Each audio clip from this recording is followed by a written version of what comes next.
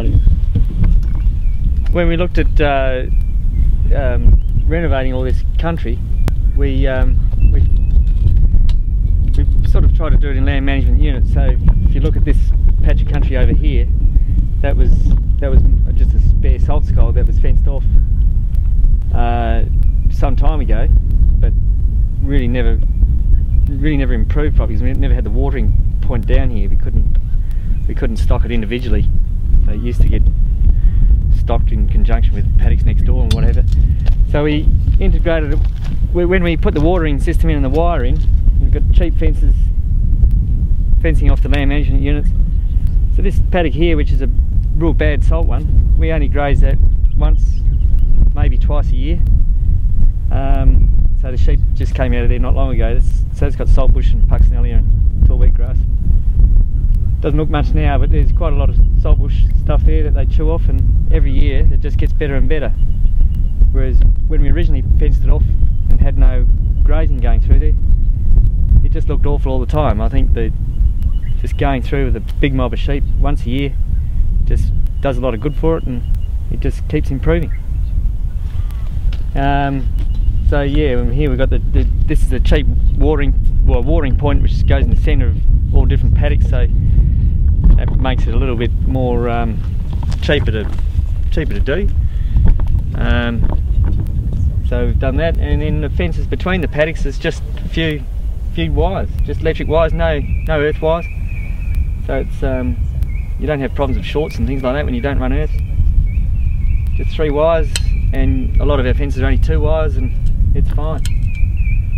So once you get over the fact that you can do it all pretty cheap, you just it's all easy. And as I say before, it was 1 or 2 years of fertiliser cost, and it's all done. And we can see everything improving. The sheep, when they go through these paddocks, they're pretty easy control. They're pretty happy sheep. Well, this year we ran 4,000 ewes through the paddocks on daily moves. Sometimes 2 days, depending on the size of the paddock. So the paddocks are around 10 to 15 hectares? Yeah, about 10 to 15 hectare paddocks, and they are very happy sheep. We don't get stock camps anymore, and we find the way they drink, they'll come in just one at a time to drink, as opposed to a whole mob come in. And they sort of just move their way through a paddock instead of, they don't walk so much, they'll just walk in the gate and eat. Yeah, they don't bear and carry on because we don't feed them. They just, you open the gate and they all look at you, and you go around and they go, oh, time to move. Run through the gate, shut the gate, and it's great.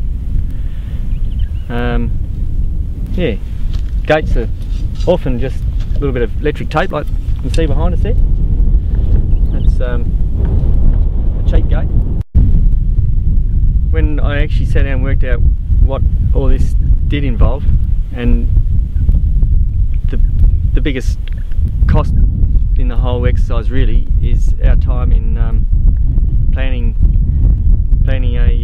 a grazing system. So you sit down 3 or 4 times a year and plan what you're doing, depending on how your rainfall's gone and whatever, and you set up a plan and you do it.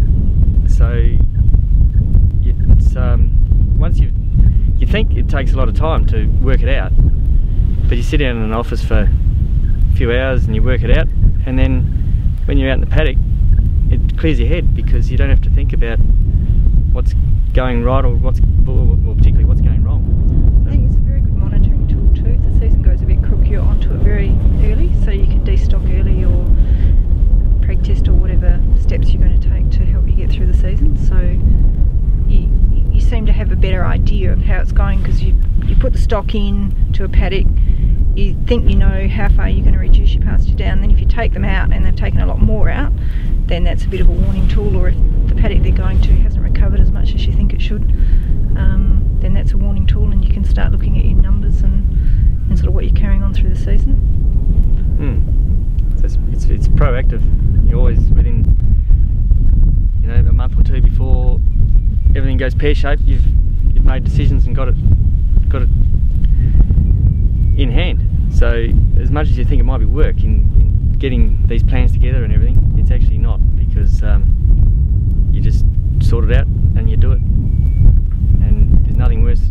driving around being stressed, thinking, what am I going to do?